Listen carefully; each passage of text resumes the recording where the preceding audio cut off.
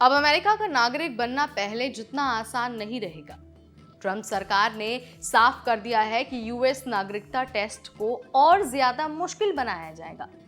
USCIS director Joseph ने कहा है कि मौजूदा टेस्ट बहुत आसान है और इससे ये साबित नहीं होता है कि एप्लीकेंट सच में अमेरिकी संविधान और जिम्मेदारियों को समझता है या फिर नहीं। यानी अगर आप ग्रीन कार्ड होल्डर हैं और यूएस नागरिक बनने का ख्वाब देख रहे हैं तो अब तैयारी और मेहनत पहले से कहीं ज्यादा करनी होगी। नमस्कार, मैं हूं नेहा उपाध्याय आपके साथ और आप देखना शुरू कर चुके हैं एनबीटी टेक।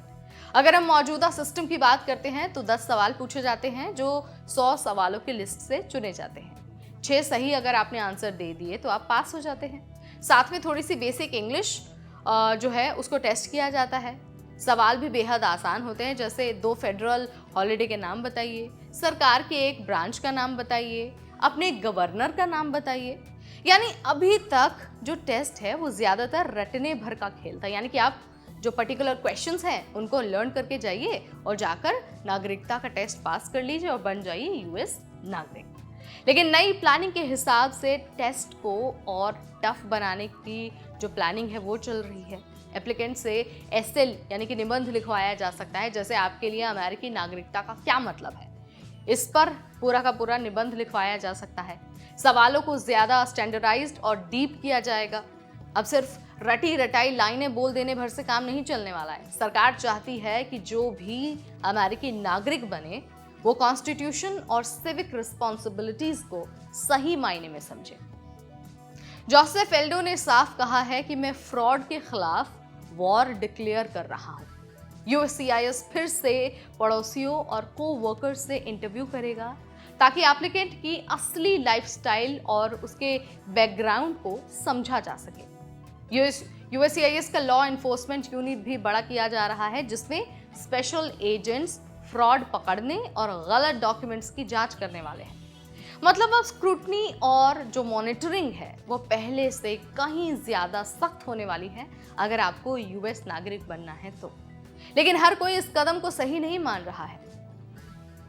डोरिस, जो पहले इमिग्रेशन एंड नेचुरलाइजेशन सर्विस की कमिश्नर थी, उनका कहना है कि यह कदम इस सोच पर बेस्ड है कि लोग सिस्टम को मिसयूज कर रहे हैं, जबकि असलियत यह है कि लीगल इमिग्रेशन में ज्यादातर लोग सिस्टम को सही तरीके से फॉलो करते हैं। उनके हिसाब से ये अननेसेसरी सख्ती जेन्युइन एप्लीकेंट्स के लिए मुश्किलें बढ़ा सकती है। तो भाई इसका सीधा असर किन पर पड़ेगा, एक बार इसके बारे में जान लीजिए। तो देखिए, असर उन लाखों लोगों पर पड़ने वाला है, उन लाखों ग्रीन कार्ड होल्डर्स पर पड़ने वाला है जो नेचुरलाइजेशन यानी कि नागरिकता की तैयारी कर रहे हैं। खासकर उन एप्लीकेंट्स पर पड़ने वाला है असर जो इंग्लिश राइटिंग या फिर निबंध लिखने में अच्छे नहीं हैं। और हाँ, इससे एप्लीकेशन प्रोसेस और भी लंबा होने वाला है और ज्यादा कॉम्प्लेक्स हो सकता है। मतलब अगर आप जेन्युइनली यूएस के नागरिक बनना चाहते हैं तो आपको अब और ज्यादा मेहनत करनी होगी। मल्टीपल चॉइस क्वेश्चंस या फिर 1 वर्ड वाले क्वेश्चन से अब काम नहीं चलेगा। अब आपको लिख कर देना होगा पूरा का पूरा निबंध और बताना होगा कि आपके लिए यूएस नागरिकता के क्या मायने हैं। यानी साफ है, अब यूएस नागरिकता टेस्ट पहले जितना आसान नहीं रहेगा। ट्रंप सरकार इसे टफ बनाकर फ्रॉड रोकना और सिस्टम की क्रेडिबिलिटी बढ़ाना चाहती है। लेकिन सवाल वही का वही है, क्या इससे डिजर्विंग एप्लीकेंट्स भी अननेसेसरीली परेशान नहीं होंगे? हम आपसे पूछना चाहते हैं, आपसे जानना चाहते हैं, आप क्या मानते हैं इस बारे में?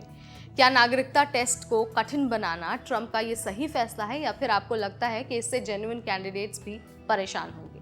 जो भी आप मानते हैं कमेंट के जरिए बता सकते हैं। ऐसे अपडेट्स, ऐसी वीडियोस और ऐसी जानकारी हम आपके लिए लाते रहेंगे सिर्फ और सिर्फ एनबीटी टेक पर।